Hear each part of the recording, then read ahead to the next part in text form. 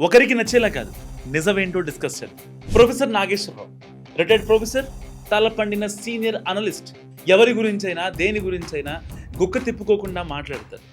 మరి అలాంటి వ్యక్తి పవన్ కళ్యాణ్ని ఒక రేంజ్లో ఎందుకు విమర్శించారు? నాగేశ్వరరావు గారు అన్నారు సరే, మరి పవన్ కళ్యాణ్ గారు రియాక్ట్ అవ్వగానే ఎందుకు సారీ చెప్పాలి? ఆయన అన్న మాటకే స్టిక్ ఆన్ అయి ఎందుకు ఉండలేదు? తప్పు నాగేశ్వరరావు గారిదా లేక ఆయన్ని సమర్థించే వాళ్ళదా? అంత పెద్ద వ్యక్తి అన్న మాటలకి బహిరంగ క్షమాపణ చెప్పాడంటే ఆయన ఎంత చితికిపోయి ఉంటారు. మరి ఆ పాపం ఎవరిది? ప్రొఫెసర్ నాగేశ్వరరావు గారు చేసిన ట్వీట్ ఏంటంటే, నేను రీసెంట్గా పవన్ కళ్యాణ్ పై చేసిన వ్యాఖ్యల్ని వెనక్కి తీసుకుంటున్నాను. నా నిర్ణయాన్ని జనసేన కూడా స్వాగతించింది. సో ఇక్కడితో ఈ వివాదానికి ఫుల్ స్టాప్ పెడితే బాగుంటుంది అని తగలాల్సిన వాళ్ళకి తగిలేలా నాగేశ్వరరావు గారు ట్వీట్ చేశారు. సో ఇక్కడ వరకు అంత బాగానే ఉంది. నాగేశ్వరరావు గారు పవన్ కళ్యాణ్ పై కాంట్రవర్సీ కామెంట్స్ చేసి 3 రోజులు దాటిపోయింది. సో ఈ మధ్యలో ఆయనపై కొన్ని కేసులు నమోదు. సో వేరు ప్రాంతాలు ఒక పార్టీ అధినేతని ఎలాంటి ఆధారాలు లేకుండా అంటే ఎవరి ఫ్యాన్స్ అయినా ఎందుకు ఊరుకుంటారు చెప్పండి? సో వాళ్ళు కూడా న్యాయ పోరాటం చేద్దామని పోలీస్ స్టేషన్లో కేసులు పెట్టారు. కేవలం కేసులు పెట్టినందుకు అరెస్ట్ అంటూ మార్నింగ్ నుంచి హైడ్రామా నడిచింది. చాలామంది మాట్లాడారు, మన ప్రొఫెసర్ నాగేశ్వరరావు గారిని అరెస్ట్ చేస్తారంట అని. అరెస్ట్ చేశారా? చేయలేదు. ఎందుకు చేయలేదు? పెద్ద ఆయన తెలిసి తెలియక ఒక మాట అన్నాడు. ఆ పార్టీ వాళ్ళతో కూడా మాట్లాడుకున్నాడు. ఎందుకులే పవన్ మీద చేసిన వ్యాఖ్యల్ని వెనక్కి తీసుకుంటే పోద్దులే అని చెప్పి ఆయన కూడా వెనక్కి తీసుకుంటే, కొంతమంది రాజకీయాల కోసం ఆయనకు సపోర్ట్ చేస్తున్నట్లుగా ఆయన్ని ఇంకా ఊబిలోకి నెట్టడం ఎంతవరకు కరెక్ట్? నాగేశ్వరరావు గారిని ఎవరికి ఇష్టం వచ్చినట్లు వాళ్ళు వాడేసుకుంటున్నారు. అసలు మ్యాటర్ ఏంటంటే, ప్రొఫెసర్ నాగేశ్వరరావు ఎమ్మెల్సీగా సేవలు అందించారు. ఉస్మానియా యూనివర్సిటీలో లెక్చరర్గా రిటైర్డ్ అయ్యారు. అండ్ వచ్చే పెన్షన్ డబ్బులు అండ్ యూట్యూబ్ రెవెన్యూ అంతా కలిపి ఆయనకి నెలకి 10 లక్షల రూపాయలు వస్తుంది. సో ఫైనల్గా ఆయన చాలా హ్యాపీగా ఉంది. మరి అలాంటి వ్యక్తి మీద పవన్ ఎందుకు ఫైర్ అయ్యారు? జనసేన నాయకులు ఎందుకు కేసు పెడుతున్నారంటే, ఒక బాధ్యత గల వ్యక్తిగా తాను బాధ్యతని మర్చిపోయి మాట్లాడారు కాబట్టి మాత్రమే. సో సీన్ కట్ చేస్తే కల్వకుంట్ల కవిత ఎంట్రీ ఇచ్చారు. ఒక ఎమోషనల్ ట్వీట్ చేశారు. ఎట్టి పరిస్థితుల్లో నాగేశ్వరరావు గారిని అరెస్ట్ చేస్తారు. ఆంధ్ర పోలీసులు హైదరాబాద్లో తిరుగుతున్నారు.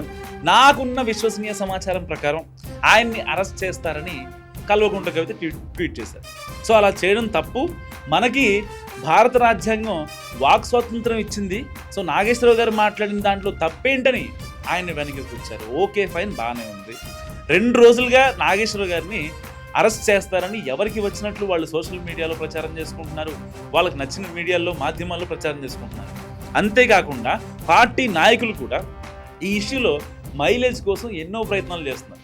కానీ అసలు వాస్తవం ఏంటంటే, ఈ అథెంటిక్ ట్వీట్ ఒకసారి, ఒక డిప్యూటీ సీఎం రాష్ట్ర ప్రయోజనాల కోసం సెంట్రల్ హోమ్ మినిస్టర్ని కలిశారు. సో రాష్ట్రానికి ప్రయోజనం ఏం చేకూరింది అని నాయకుల్ని నిలదీయడం, లేదంటే ఈసారి కలిసినప్పుడు ఇలాంటి విషయాల మీద మాట్లాడితే బాగుంటుంది అని చెప్పడం ఒక రకంగా ఆమోదయోగ్యం, అది మీకైనా నాకైనా.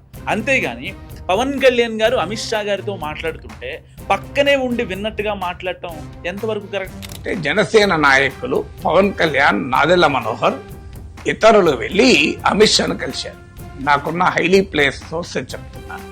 అమిత్ షాను కలిసి మనం జగన్ను లోపలయ్యాలి, జగన్ను మా వాళ్ళు ఒత్తిడి తెస్తున్నారంటే అమిత్ షా చెప్పింది ఏంటంటే, రాజకీయాల్లో ఇన్స్టాంట్ ఫ్రెండ్ ఉంటాడు, లాంగ్ టర్మ్ ఫ్రెండ్ ఉంటాడు. Telugu Desam instant friend, Jagan long term friend. Chandrababu నాయుడుకు ఆయనంటే శత్రుత్వం ఉండొచ్చు, మనకెందుకు ఉండాలి? మీకు కూడా మంచి చెప్తున్నాను. మీకు అవసరం ఏంటి? లాంగ్ టర్మ్ ఫ్రెండ్ ఉపయోగపడతాడు. మనకు 25 మంది ఎంపీలు సహకరిస్తున్నారు కదా అని మీరు కూడా ఆ వైఖరి మార్చుకోండి అని సలహా ఇచ్చారు. ఇది మీకెలా తెలిసింది సార్? మరి అమిత్ షా, పవన్ కళ్యాణ్, నాదెళ్ల మనోహర్ ముగ్గురే ఉన్నారు కదా, మీకెలా తెలిసిందని మీరు అడగచ్చు. ఎస్, ఐడీ ప్లేస్ సోర్స్ అంటే అమిత్ షా అని చెప్పాలి, పవన్ కళ్యాణ్ చెప్పాలి, నాదెళ్ల మనోహర్ చెప్పాలి. ఈ ముగ్గురు చెప్పరు, మనకు తెలుసు.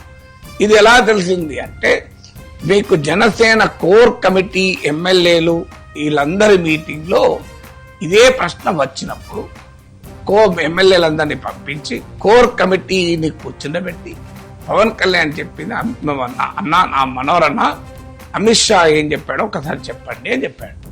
అక్కడి నుంచి సమాచారం అందరికీ. పవన్ కళ్యాణ్ కూడా పదే అసెంబ్లీలో లడ్డు విషయంలో నేను జగన్ తప్పు పట్టడం లేదు, లడ్డు విషయంలో జగన్ తప్పు పట్టడం లేదు అని మాట్లాడారు. ఇప్పుడు ఏకంగా అమరావతి ఆంధ్ర వేరు, తెలుగుదేశం నరేటివ్ కంప్లీట్ విరుద్ధం కదా. జై అమరావతి జై ఆంధ్ర విడగొట్టి చూడకూడదు అనే కదా చెప్పింది. అమరావతితోనే ఆంధ్రప్రదేశ్ భవిష్యత్తు ముడిపడి ఉందని చెప్పారు కదా. ఇప్పుడు ఏమంటున్నారు, అమరావతి అని అనకూడదు ఆంధ్ర అనాలి అంటే ఎక్కడో ఒక చోట పవన్ కళ్యాణ్ డిఫర్ అవుతున్నాడు. అప్పుడప్పుడు ప్రజల తరపున మాట్లాడే వ్యక్తిగా ప్రొఫెసర్ నాగేశ్వరరావు గారిని అందరూ గౌరవిస్తారు. కానీ పెద్దరికాన్ని కాపాడుకునేలా మాట్లాడాలని న్యూట్రల్ పీపుల్స్ కామెంట్ చేస్తున్నారు. తల పండింది, ఎన్నో ఏళ్లుగా ప్రజా జీవితంలో ఉన్నారు, ఏది పడితే అది మాట్లాడితే ఇవాళ జైకొట్టిన ప్రజలే రేపు మిమ్మల్ని ప్రశ్నించరా? అండ్ ఇక్కడ ఇంకొక విషయం, లాస్ట్ పొద్దున్నుంచి ఆయన్ని అరెస్ట్ చేస్తారు అని చెప్పి ఆయన ఫోన్ కూడా స్విచ్ ఆఫ్ చేసుకునేలా చేసింది ఎవరు? అండ్ ఫైనల్లీ ఆంధ్రప్రదేశ్ నుండి 3 వాహనాల్లో సుమారు 50 మంది పోలీసులు తెలంగాణకు బయలుదేరనేది వార్త శుద్ధ తప్పు. ఆయన అరెస్ట్ అవ్వరు. టోలీ చౌకీ పోలీసులు ప్రొఫెసర్ నాగేశ్వరరావు గారి ఇంటి వద్ద ముందస్తు జాగ్రత్తగా ప్రొటెక్షన్ కూడా కల్పించారు. సో ఆయన సేఫ్గా ఉన్నారు. ఎంతైనా పెద్ద ఆయన కాబట్టి ఈ విషయాన్ని ఎవరికి నచ్చినట్లు వాళ్ళు మాట్లాడుకోకుండా నాగేశ్వరరావు గారు చెప్పినట్టు ఇక్కడితో ఈ విషయాన్ని ఆపేద్దాం. సో మీరేమనుకుంటున్నారు ఈ వీడియో గురించి? మస్ట్గా కామెంట్ చేయండి.